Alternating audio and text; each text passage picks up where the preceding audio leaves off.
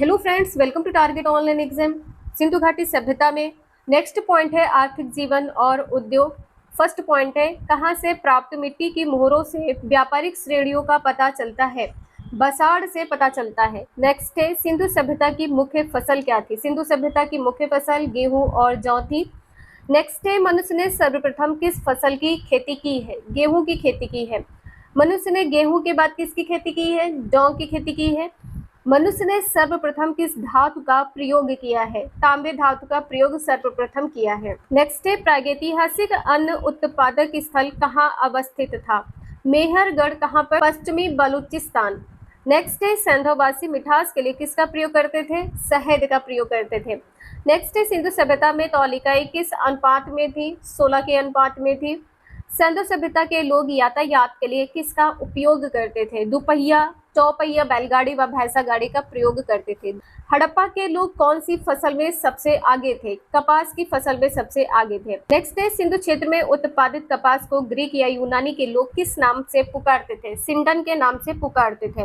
Next है सिंधु सभ्यता में टिन कहाँ से आयातित किया जाता था। टिन कहाँ से आता था। अफगानिस्तान व ईरान से। नेक्स्ट है सिंधु सभ्यता में तांबा कहाँ से आयातित किया जाता था। खेतड़ी राजस्थान से और बलूचिस्तान। यहाँ पर खेतड़ी लिखा है, आप लोग ध्यान रखिएगा। नेक्स्ट है सिंधु सभ्यता में ईरान व अफगानिस्तान से आयातित कच्चा माल कौन सा था। चांदी था। सिंधु सभ्यता में ईरान व अफगानिस्तान से आयातित कच्चा माल कौन सा था। चांदी। नेक्स्ट है सिंधु सभ्यता में अफगानिस्तान, फारस व दक्षिणी भारत से क्या आयातित होता था। सोना आयातित होता था। कहाँ से।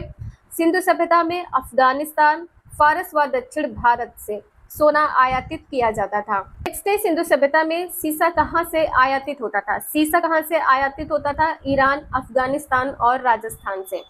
नेक्स्ट है सिंधु सभ्यता में हिमालय क्षेत्र से क्या आयातित होता था। शिलाजीत आयातित होता था हिमालय क्षेत्र से। नेक्स्ट है सिंधु सभ्यता में नीलमणि कहाँ से आयातित होता था। महाराष्ट्र से। नेक्स्ट है सिंधु सभ्यता में सेलखड़ी कहाँ से आयातित होता था। सेलखड़ी कहाँ से आयातित होता था। बलूचिस्तान, राजस्थान और गुजरात से। नेक्स्ट है सिंधु सभ्यता में हरित मणि कहाँ से आयातित होता था। दक्षिण भारत से आयातित होता था। नेक्स्ट है हड़प्पावासी लाजवर्द भवन निर्माण की सामग्री का आयात कहाँ से करते थे। हिंदुकुश क्षेत्र के बदखांसा और मेसोपोटामिया से। इंपॉर्टेंट है, इसे आप लोग ध्यान रखिएगा। और इनका सामाजिक जीवन कैसा था। हड़प्पा कालीन समाज किन वर्गों में विभक्त था। विद्वान, योद्धा, व्यापारी व श्रमिक। 4 वर्गों में विभक्त था। मोहनजोदड़ो के शासकीय श्रेणी के लोग किस वर्ग में आते थे। प्रथम वर्ग में आते थे। शासकीय श्रेणी के लोग प्रथम वर्ग में। मोहनजोदड़ो के जो योद्धा हैं ये किस वर्ग में आते थे। द्वितीय वर्ग में आते थे। व्यापारी किस वर्ग में आते थे। तृतीय वर्ग में। और सामान्य किसान मजदूर किस वर्ग में आते थे। चतुर्थ वर्ग में। नेक्स्ट है हड़प्पा संस्कृत का शासन संभवतः किस वर्ग के हाथों में था। वणिक वर्ग के हाथों में था। नेक्स्ट है सैंधव सभ्यता से स्त्री मृण मूर्तियां, मिट्टी की मूर्तियां अधिक मिलने से क्या अनुमान लगाया जाता है। मातृ सत्तात्मक समाज का। स्त्री मृण मूर्तियां, जो मिट्टी की मूर्तियां हैं, ये अधिक मिली थी। इससे यह अनुमान लगाया गया था कि जो समाज है वो कैसा है, मातृ सत्तात्मक है। नेक्स्ट है सैंधववासी किस प्रकार के वस्त्रों का उपयोग करते थे। सूती एवं ऊनी वस्त्रों का उपयोग करते थे। नेक्स्ट है मोहनजोदड़ो की औरतें कैसे वस्त्र पहनती थी। घघरे और अंगरखे। नेक्स्ट है पर्दा प्रथा एवं वैश्या व्रत किस प्राचीन सभ्यता में प्रचलित थी। सैंधव सभ्यता में प्रचलित थी। नेक्स्ट है हड़प्पा के शवों के अंतिम संस्कार की कौन सी प्रथा प्रचलित थी। दफनाने की। हड़प्पा में शवों के जो अंतिम संस्कार की प्रथा थी वो क्या थी। दफनाने की थी। नेक्स्ट है मोहनजोदड़ो में शवों के अंतिम संस्कार की कौन सी प्रथा प्रचलित थी। जलाने की। मोहनजोदड़ो में शवों के अंतिम संस्कार की कौन सी प्रथा प्रचलित थी। जलाने की। नेक्स्ट है मनुष्य ने सबसे पहले किससे पालतू बनाया है। कुत्ते को पालतू बनाया है। मनुष्य द्वारा बनाया गया प्रथम औजार क्या था। कुल्हाड़ी। नेक्स्ट है सिंधु सभ्यता के लोग किस प्रकार के बर्तन प्रयोग में लाते थे। काले रंग से डिजाइन किए हुए लाल मिट्टी के बर्तन। नेक्स्ट है आग में पकी हुई मिट्टी को क्या कहा जाता है। टेराकोटा कहा जाता है। आग में पकी हुई मिट्टी को क्या कहा जाता है। टेराकोटा। हड़प्पा सभ्यता का जो धार्मिक जीवन है वो कैसा था। हड़प्पा संस्कृत के निवासियों के धार्मिक विश्वासों की जानकारी कहाँ से मिली। 500 मोहरों से मिलती है। मोहनजोदड़ो से। नेक्स्ट है सिंधु सभ्यता की मुद्रा में किस देवता के समतुल्य चित्रांकन मिलता है। आद्य शिव का चित्रांकन मिलता है। नेक्स्ट है, सिंधु सभ्यता के लोग धरती को क्या मानकर पूजते थे? उर्वरता की देवी। नेक्स्ट है, वृक्ष पूजा एवं शिव पूजा के प्रचलन के साक्ष्य किस सभ्यता से प्राप्त हुए हैं? सिंधु सभ्यता से। वृक्ष पूजा और शिव पूजा के प्रचलन के साक्ष्य सिंधु सभ्यता से प्राप्त हुए हैं। नेक्स्ट है, स्वास्तिक चिन्ह संभवतः किसकी देन है? हड़प्पा सभ्यता की देन है। नेक्स्ट है, क्या सिंधु घाटी के नगरों से किसी भी मंदिर के अवशेष मिले हैं? नहीं मिले हैं। सिंधु घाटी के नगरों से किसी भी मंदिर के अवशेष नहीं मिले हैं। नेक्स्ट है, सिंधु सभ्यता में किस देवता की उपासना सर्वाधिक प्रचलित थी? मातृ देवी की। नेक्स्ट है, सिंधु सभ्यता में पशुओं में विशेष पूजनीय क्या था? कुबड़ वाला सांड। नेक्स्ट है, मोहनजोदड़ो से प्राप्त एक सील पर किसकी मूर्ति मिली है? 3 मुख वाले देवता पशुपतिनाथ की मूर्ति मिली है। नेक्स्ट है, पशुपतिनाथ के चारों ओर क्या विराजमान है? हाथी, गैंडा, चीता एवं भैंसा। नेक्स्ट है, हड़प्पा की मोहरों पर सबसे अधिक किसका अंकन मिलता है? हड़प्पा की मोहरों पर एक सरंगी पशु का अंकन मिलता है। नेक्स्ट है, हड़प्पा के लोगों का भूत प्रेत, अंधविश्वास व जादू टोना में विश्वास का प्रतीक क्या मिला है? ताबीज मिला है। नेक्स्ट है, प्रस्तर मूर्तियों में सर्वप्रथम मोहनजोदड़ो से प्राप्त किस मूर्ति का उल्लेख है? योगी मूर्ति का उल्लेख है। इसे क्या बोलते हैं? पुरोहित। नेक्स्ट है, हड़प्पा सभ्यता में देवी के सौम्य रूप की पूजा कहाँ होती थी? कुल्ली में होती थी। कुल्ली कहाँ? बलूचिस्तान में। नेक्स्ट है, देवी के रौद्र रूप की पूजा किस संस्कृति में होती थी? क्षौब संस्कृति में होती थी। नेक्स्ट है, सिंधु घाटी सभ्यता का अंत कैसे हुआ है? सिंधु सभ्यता के विनाश का संभवतः सबसे प्रभावशाली कारण क्या था? बाढ़ था। नेक्स्ट है, बाढ़ को सिंधु सभ्यता के पतन का कारण किसने कहा है? जॉन मार्शल ने कहा है, अर्नेस्ट मैके ने कहा है, SR राव ने कहा है। नेक्स्ट है, बाह्य आक्रमण को सिंधु सभ्यता के पतन का कारण किसने कहा है? बाह्य आक्रमण को अर्नेस्ट मैके व व्हीलर ने कहा है। नेक्स्ट है, जल प्लावन एवं विवर्तनिक हलचल को सिंधु सभ्यता के पतन का कारण किसने कहा है? MR साहनी ने कहा है। नेक्स्ट है, भूतात्विक परिवर्तन के कारण झील बन के निर्माण को सिंधु सभ्यता के पतन का कारण किसने कहा है? जॉर्ज F डेल्स ने कहा है। क्या कहा है? झील बन के निर्माण को सिंधु सभ्यता के पतन का कारण। नेक्स्ट है, सिंधु सभ्यता के पतन का कारण नदी की शुष्कता किसका मत है? सूद और अग्रवाल का मत है। नेक्स्ट है, नदियों के प्रवाह मार्ग में परिवर्तन को सिंधु सभ्यता के पतन का कारण किसने बताया है? नदियों के प्रवाह मार्ग में परिवर्तन को HT लैम्बिक ने बताया है। HT लैम्बिक। यहाँ से आपका स्टार्ट होता है पूर्व वैदिक या ऋग्वैदिक काल। पूर्व वैदिक या ऋग्वैदिक संस्कृत का काल क्या माना जाता है? 1500 ईसा पूर्व से 600 ईसा पूर्व माना जाता है। नेक्स्ट है, उत्तर वैदिक काल। मध्य एवं पूर्वी गंगा के मैदान में आर्य बस्तियां, जनपद अथवा क्षेत्रीय राजतंत्रों का उदय। आर्य बस्तियों में चित्रित झज्जर मृद भांड किस काल की घटनाएं हैं? पूर्व वैदिक काल की घटनाएं हैं। आप लोग इससे रिवाइज कर लीजिएगा। नेक्स्ट है, पूर्व वैदिक एवं ऋग्वैदिक संस्कृत को और किस नाम से जाना जाता है? आर्य संस्कृत के नाम से जाना जाता है। नेक्स्ट है, आर्य शब्द का अर्थ क्या होता है? श्रेष्ठ या कुलीन होता है।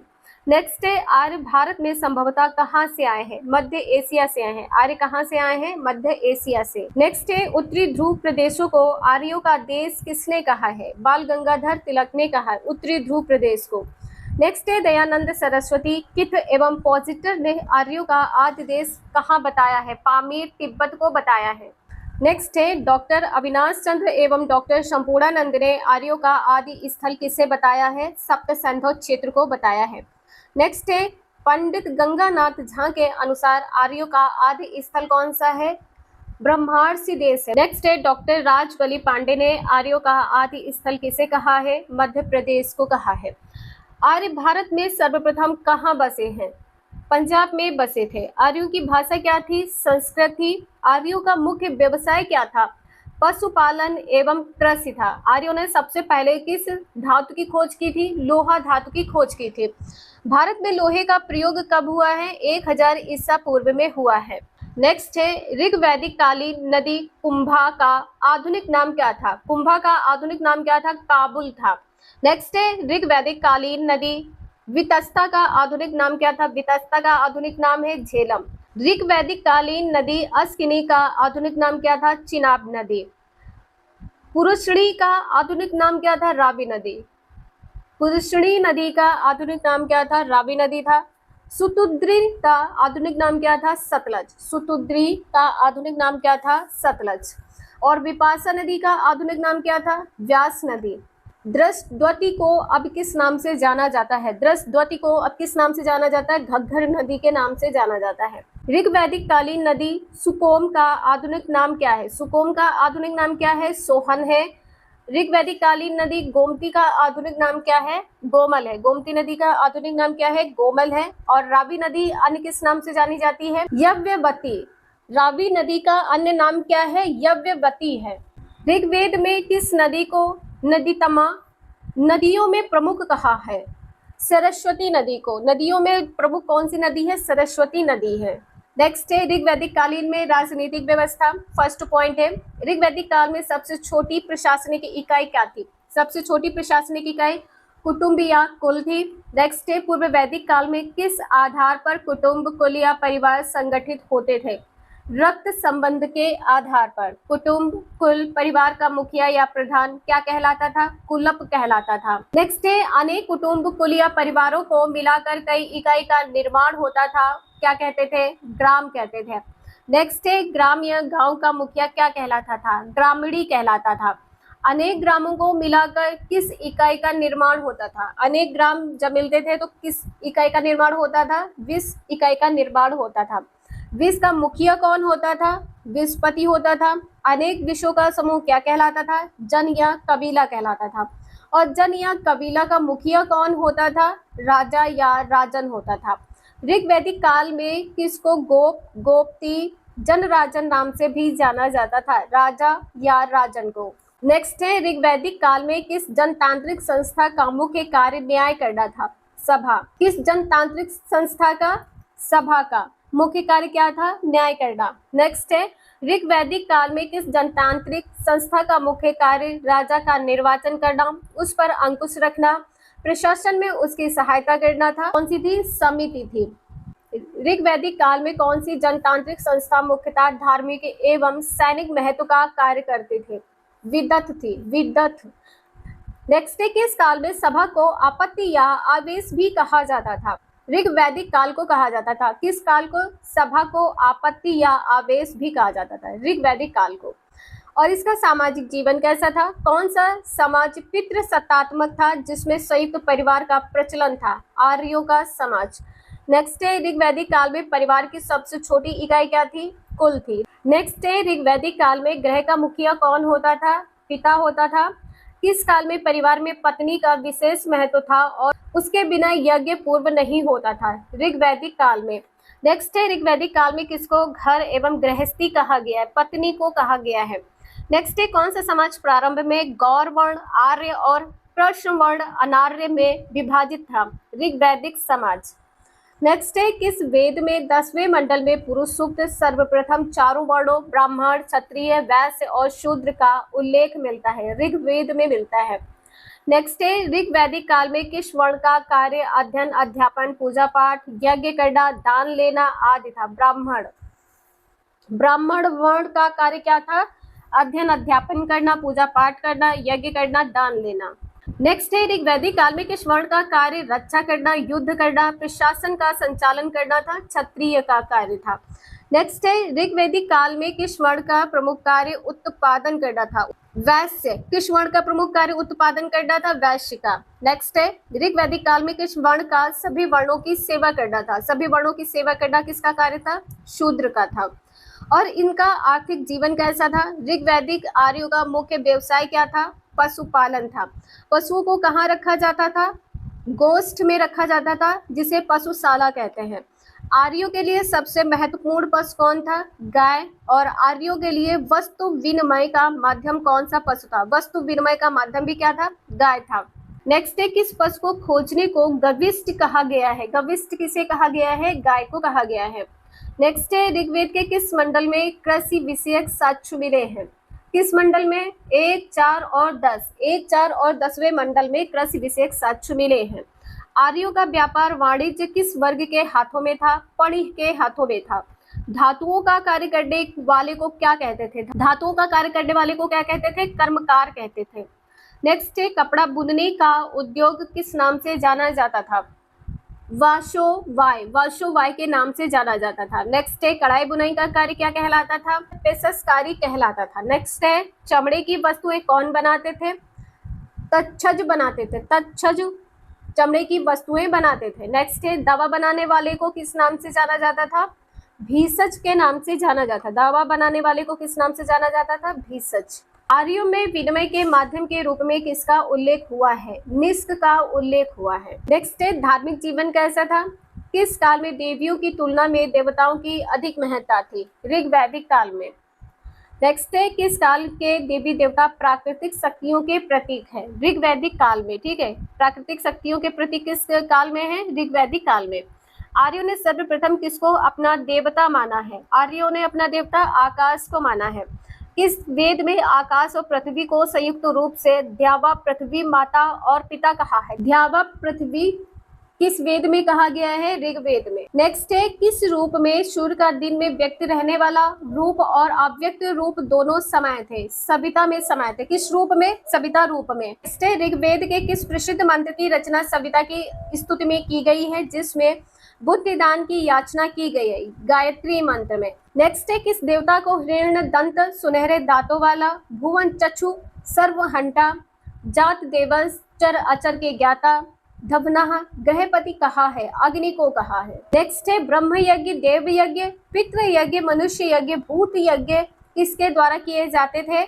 गृहस्थ आर्यों द्वारा किए जाते थे। आर्यों के 4 धार्मिक पुरोहित कौन कहलाते थे? होता, उद्गाता, अधर्व्यु, ब्रह्मा, ये 4 हैं। नेक्स्ट है ऋग वैदिक काल में पूषण किसके देवता थे? पूषण किसके देवता थे? पशुओं के देवता थे। ऋग वैदिक काल यहाँ पर कंप्लीट होता है। वीडियो यूजफुल लगे लाइक करें, चैनल को सब्सक्राइब करें एंड शेयर करें। Thank you for watching this video.